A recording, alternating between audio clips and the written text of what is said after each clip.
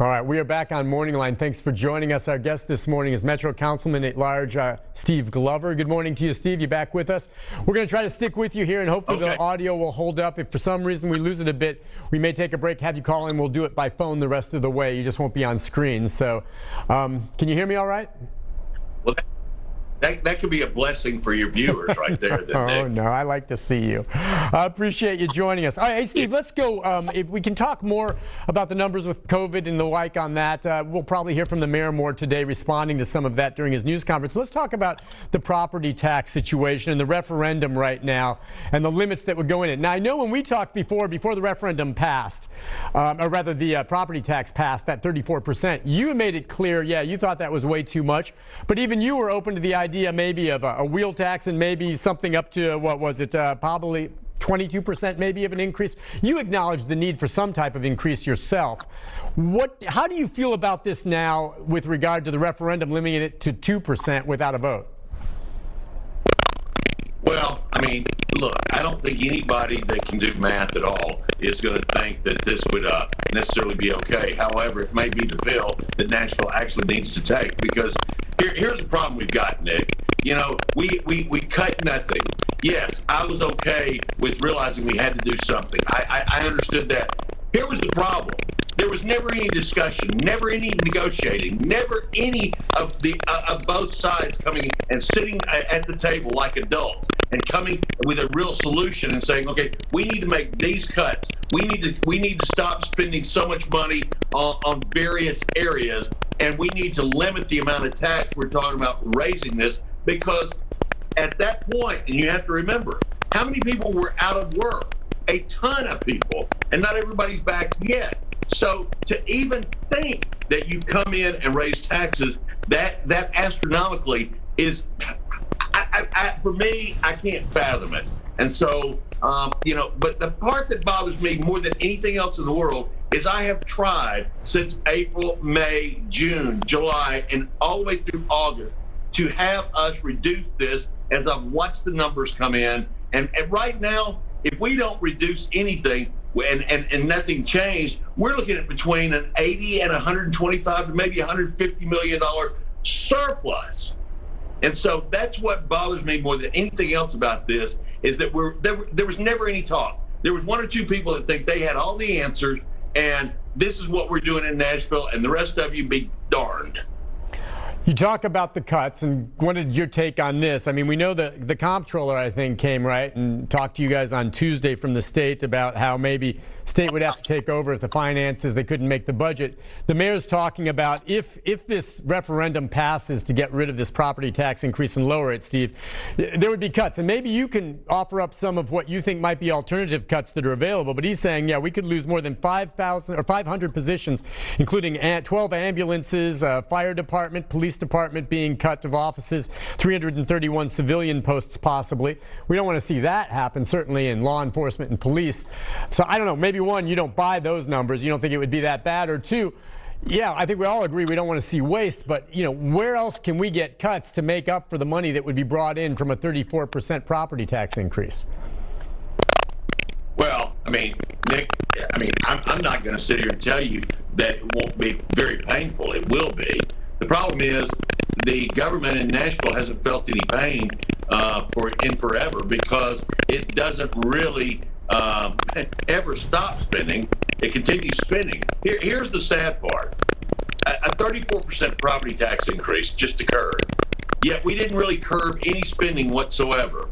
So 4 years from now, they'll come right back and say, oh, we got to raise taxes again. We can't fix a problem if we want to identify it and come back to the table with real solutions. So will it be painful? Yeah, I mean, I'm going to tell you right now, it's premature to tell you what all I would cut. I can promise you this, I'm working on it almost around the clock on what I would recommend and whatnot. Now, I understand if it gets turned over to the state comptroller's office that the council will have no say in that.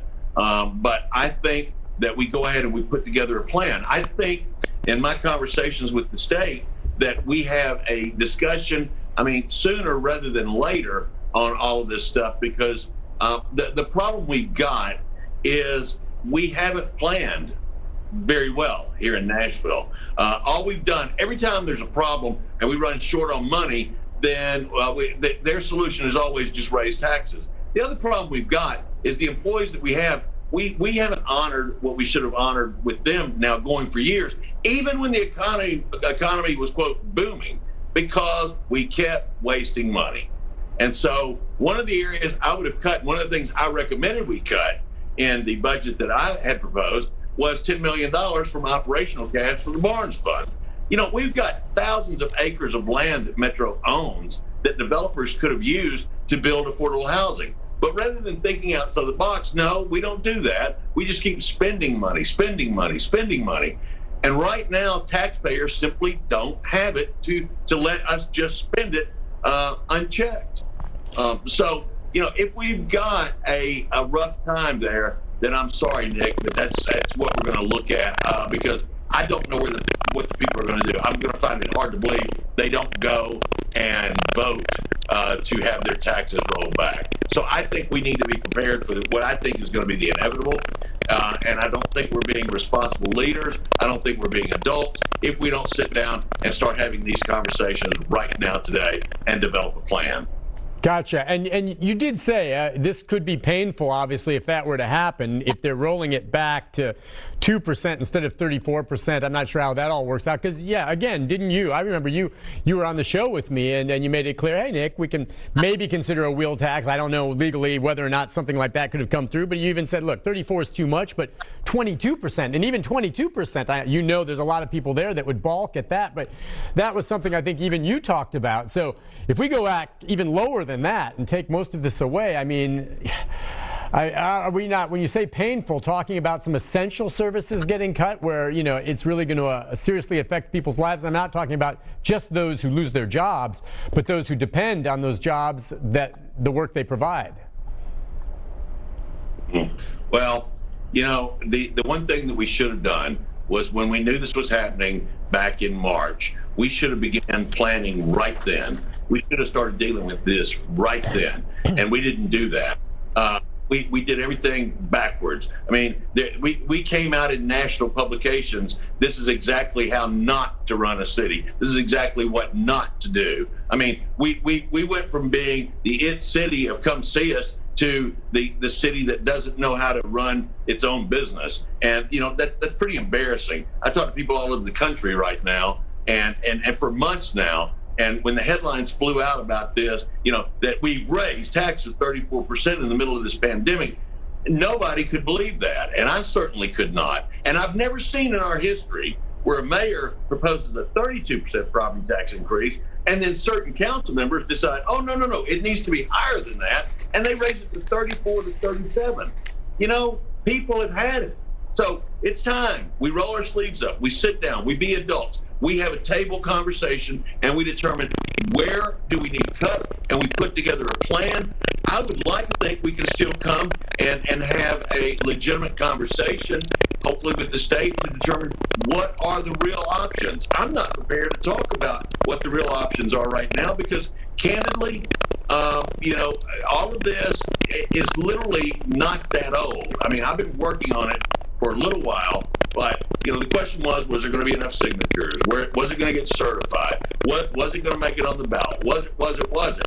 So nobody wanted to talk. When I asked us to lower our tax rate on August 1st, here was the response the council and certain members of that council did. They killed my bill on first reading. Rather than letting all the data come out and understand what was what, they killed it. And that's what we've done throughout the entire process. If they don't like whatever I propose, or moderates or the conservative side proposes, they don't like it and they say, be darned with you guys. We're not listening to you. Well, this is not just conservatives and moderates. This is moderate Democrats. This is not just Republicans. This is people in Nashville that have said enough is enough. And, you know, I don't know what has to be cut right now. I do know this. I'd have been more than willing, and I'm still more than willing, to sit down at the table and let's come up with a realistic solution as opposed to the scare tactics that are going on right now. People aren't buying it, especially given the email that just broke yesterday and perhaps other information that will be coming out in the very near future. So I think we better sit down. We better understand that we've got a job to do. It's not going to be popular. Nobody's going to like the final answer, but that's what we get elected for, and that's what our job is. So it's time that we sit down, be adults, stop this pettiness, stop saying your idea stinks, your ideas, it's time that we come together as a city, unite, and figure out how do we get through this among many crises that I believe we're going to see over the coming weeks. Yeah. All right. Listen, before we take our first break, let's take a phone call or two for you. I hope you can hear them okay. And again, your audio is working okay. Every once in a while, folks, I apologize if you hear some bubbling in there. That's just the nature sometimes of Zoom. But we can hear Steve, and that's what counts. And here, we'll take a call for you, Steve, from Joe. We've got a couple Joes. Joe, good morning. Hi, Joe. Good morning. How are you? Good. Go ahead, sir. Well, I think it's time to stop this. It's just really time to stop it. All the tax money that's come through this city, people can't get it together. I think I have a solution for this. I think these guys need to go. I think it's time to get them out of office. If they can't do the job, they need to go. I mean, I love the scare tactics that they use. If we don't get the money we want, we're going to have to close the police department. We're going to have to close the fire department. We're going to have to close everything that will keep you alive. Puppies are probably not going to make it anymore. The kittens aren't going to make it. We've got to close everything. How about keep all of that open? And close everything else? The way you've locked down the music industry in this town. Just do it like that. It's simple. You can just close it down, and then you'll have the money you need, but probably not. No, you're going to keep on spending money. That's the problem.